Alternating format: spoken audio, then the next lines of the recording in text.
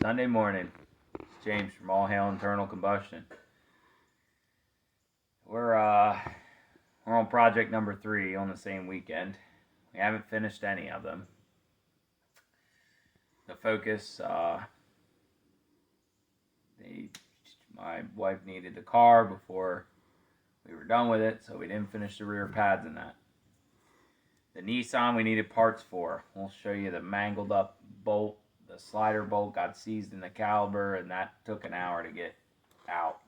Had to detach the caliper from the van. So, yay for that. And I was pretty much done after that. When the pads wouldn't fit around the rotor, I had to use the belt sander to sand them down. I'll be leaving a review on Amazon for that.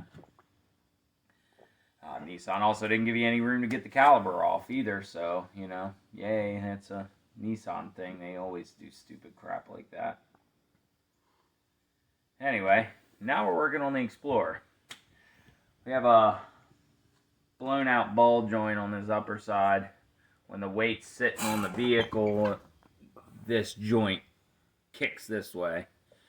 So that's a problem because it makes the wheel lean like this and it's wobbling going down the road. Now if Pops looks behind us here, we got this nice kit. Comes with, this was from Amazon. Comes with the passenger side upper control arm, driver side upper control arm, lower ball joint for both sides, and those. So we're going to do the upper control arm on this side, and then we noticed the CV boot's ripped on this side, so I've seen people do all kinds of things to try to fix that, like gasket sealer on the boot, and none of that works. You got to replace the boot. Anyway, we don't get any CV noise from this, so that's something we got to keep in our mind, but we're going to go ahead and start with the upper control arm, get that replaced, and go from there. Hopefully, we'll be able to get the upper assembly, because we'll have to put the upper control arm and everything back on, and we can lift this thing up. We're hoping we could get in underneath this new upper control arm with a bar, lift this up, prop it up, and use our puller to pull that lower ball joint out. I don't even know if the lower ball joint needs to be replaced, but we have 2 new ones. I think it was under $100 for all those control arms and ball joints. It just blows my mind that you can make a kit like that for that cheap. It probably isn't the greatest quality, but who has the greatest quality anymore? Nobody. Yeah.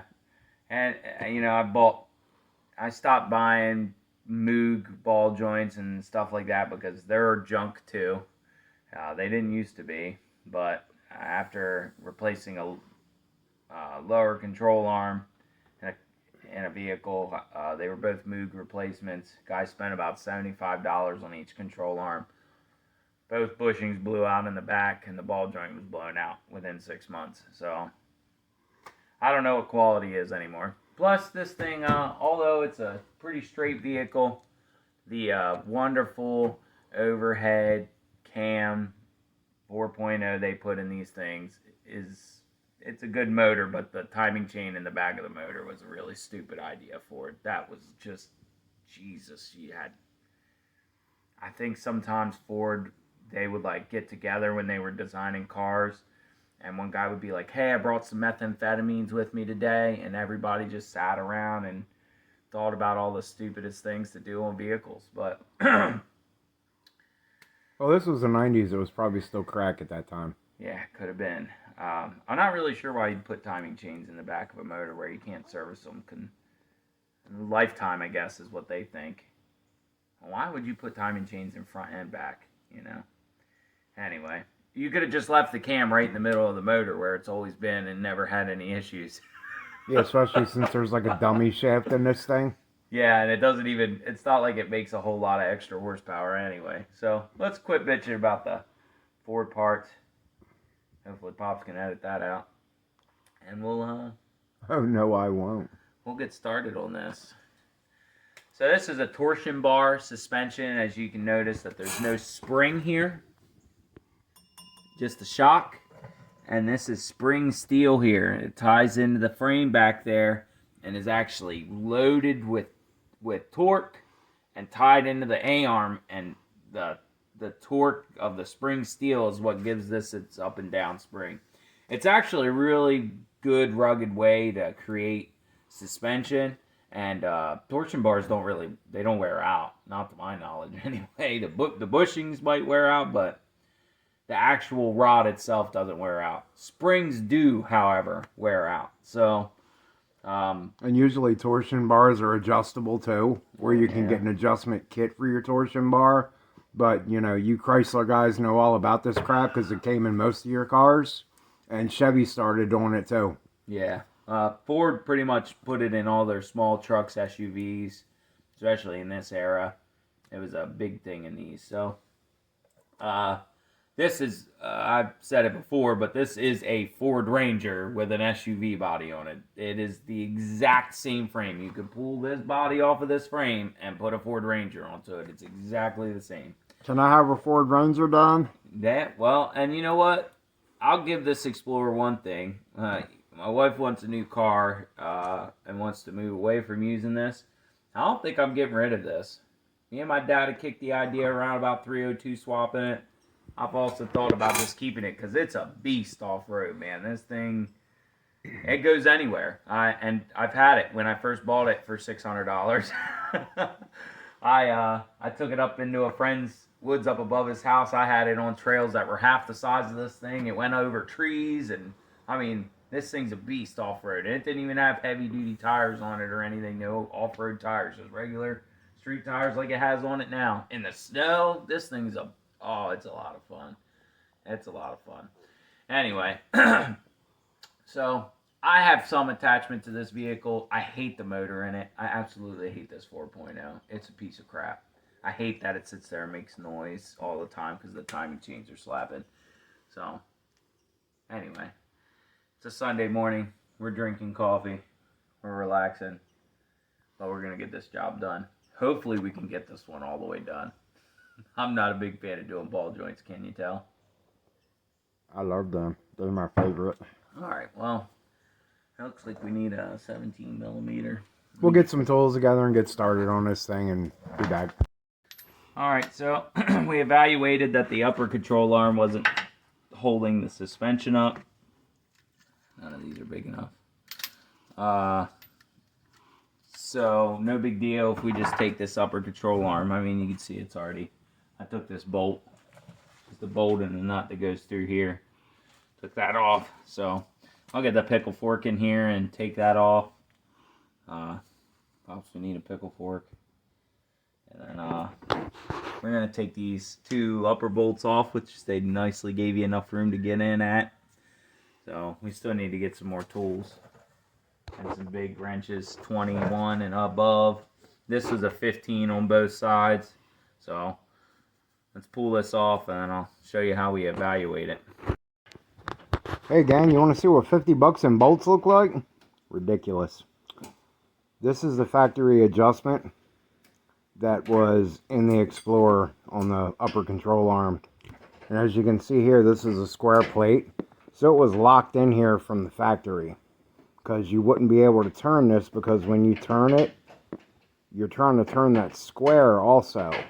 Unless their idea was to unseat this washer off of here, make an adjustment, and then reseat the washer, but that doesn't seem like the brightest idea in the world. So we got these adjustable ones that were 50 bucks for one side. And it's a long bolt with a flat slide on it. These go on the flat side, and then you could take a 3/8" ratchet and use it to adjust these things. So he's pulling the other bolt out, and we're going to go ahead and get these new assemblies put in here. We just got to figure out what direction is going to work best for us as far as servicing them and adjusting them in the future. Alright, so we got the new bolts in there. We got everything roughly set. And now he's torquing it. The torque spec on this outside bolt was 40 foot-pounds for the pinch bolt here that goes to the ball joint. The upper control arm, they're calling for between 84 to 112 foot-pounds. We're going to take these to 100 and lock them down there. That's 65.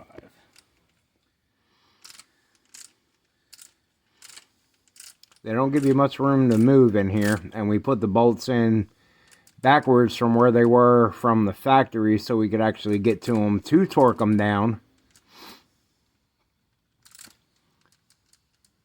And we've already set this thing down on the ground, and we put a framing square against the ground to see where our tire was sitting, because before, the top edge of our tire was about almost a ½ inch away from the framing square, which means we were real in. That's why we were eating tires pretty bad on this side. So we set it so it wasn't sitting that bad anymore. I'm going to let him get in here and tighten this other side up. We'll put the wheel and tire back on it and see what it looks like then. Alright, so here at All Hail Internal Combustion, we like to do things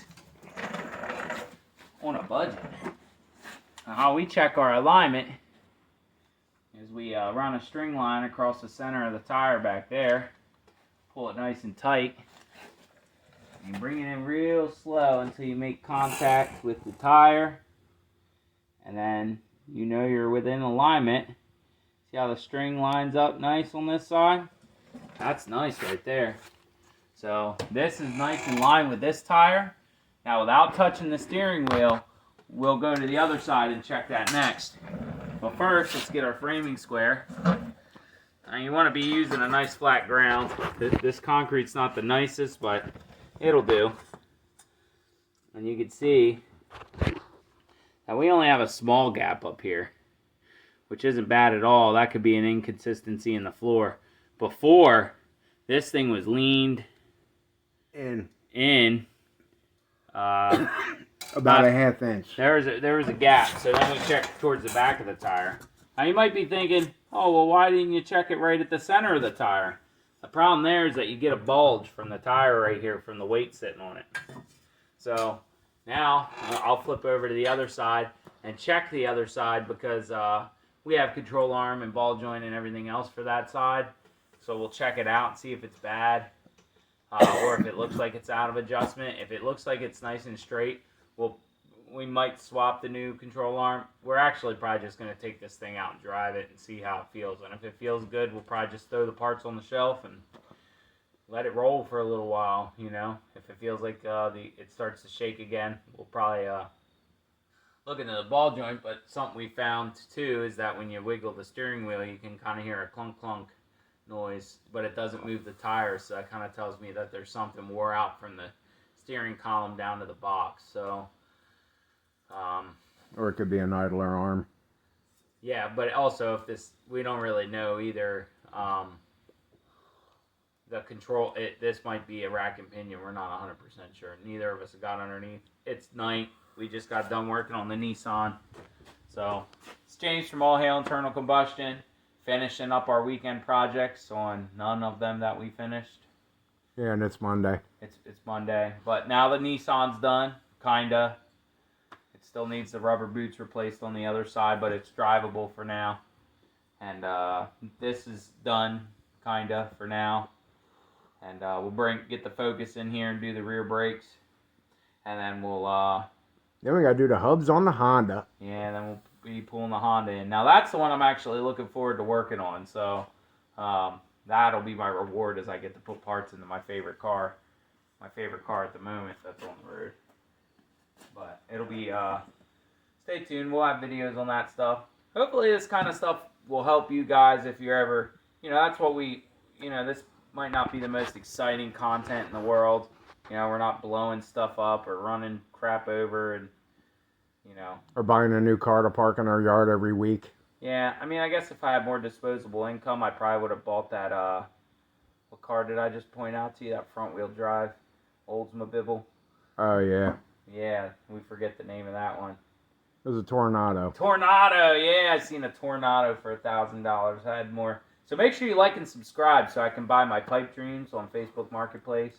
Yeah, I saw a couple postal Jeeps that I wanted, but I'm like, I can't invest no money in a Jeep right now. Yeah, we got too many projects unfinished, so. But, stay tuned. We try to put these videos out so that if anybody's ever in this situation, Ford Ranger or an Explorer with bad alignment issues, and yours might be so bad where the bottom ball joint's blown out, the upper ball joint's blown out, the bushings are wore out, So you might be deeper into it than this, but you spend all that money on parts, you ain't got money for an alignment, and this is an easy way to do an alignment.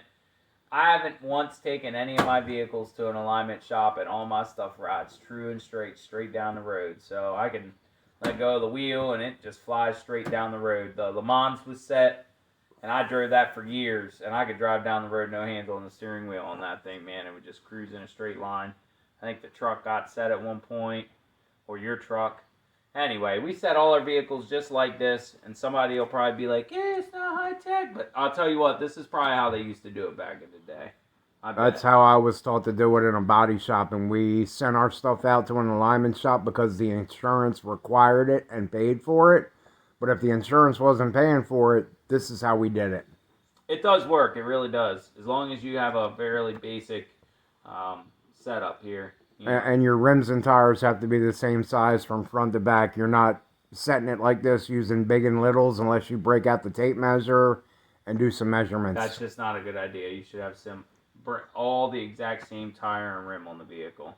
That's usually how we do it. We don't ever do it 2 different size tires and rims. So that's important on setting this. So if you got to borrow a set of rims or something to set the alignment, it is what it is. But this thing, I still got to get the smell out of it from the roof leaking a little bit from us not replacing that sunroof. But yeah. This thing, I think, is going to ride many more miles, so it's worth the maintenance. But I'm going to get to checking the other side, and then I'm going to go inside and relax for the night. So it's been a fun, exciting day. We'll catch you next time. Like and subscribe. See you on the next one.